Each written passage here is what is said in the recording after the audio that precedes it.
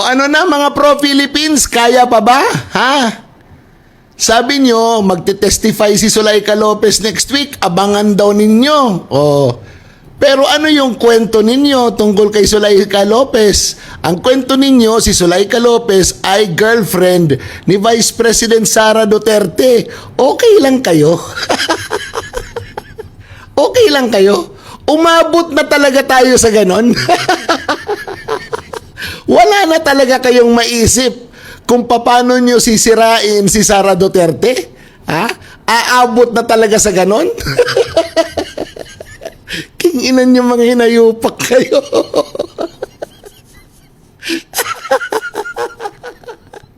Tingnan nyo nga yung mga itsura ninyo. Pambira. Wala na kayong issue. Wala na kayong masabi. Hanggang doon, lahat naman kasi pinipersonal nyo eh. Lahat kayo, lahat ginagawa nyo, puro may pintas. Parang ang piperpekto ng mga kayo.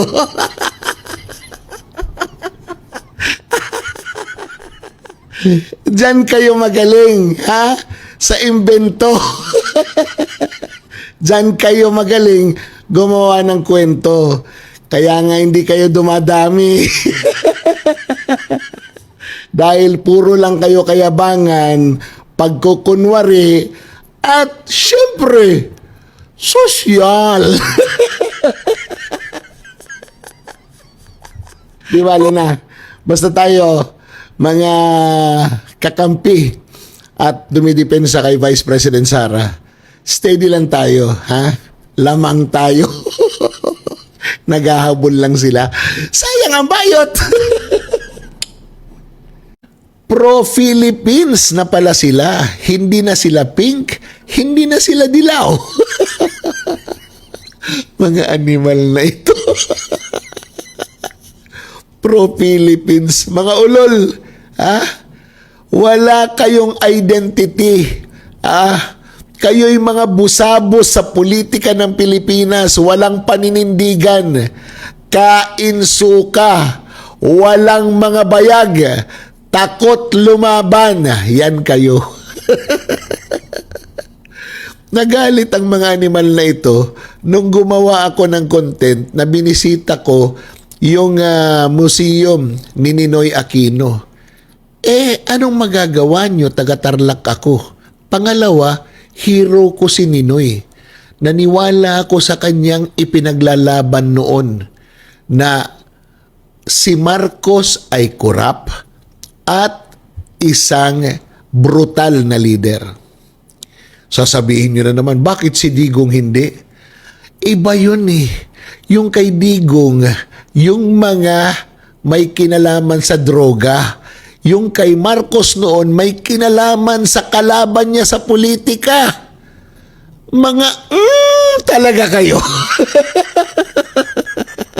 Ipinipilit nyo eh.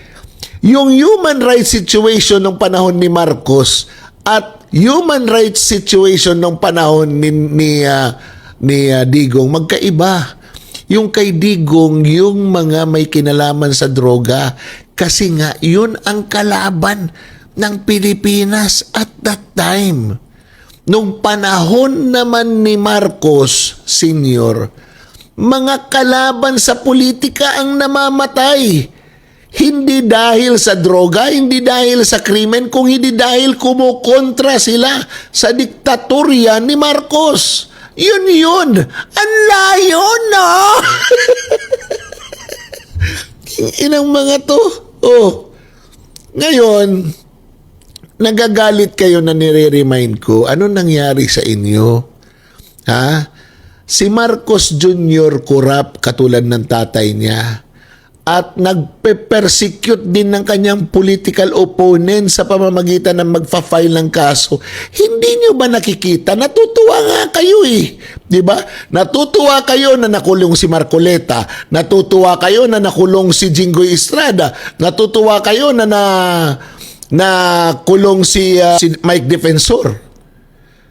Anong common denominator sa mga yan? Lahat yan lumalaban sa corruption ni Marcos. Lahat yan nagsasalita tungkol sa flood control. At natutuwa kayong mga animal kayo. Ha? Para kayong mga collaborator. Wala kasi kayong pwesto sa lipunan. Yan ang pwesto ninyo. Ha?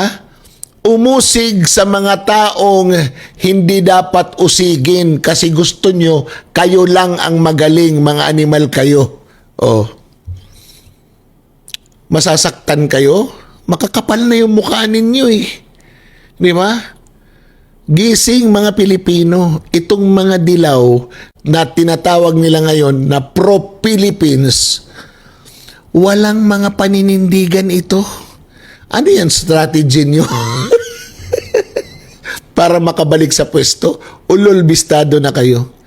Hindi na kayo makakabalik sa Panguluhan ng Pilipinas. Hanggang dyan na lang kayo sa Senado. Mangarap man kayo, aayawan na kayo ng mga Pilipino.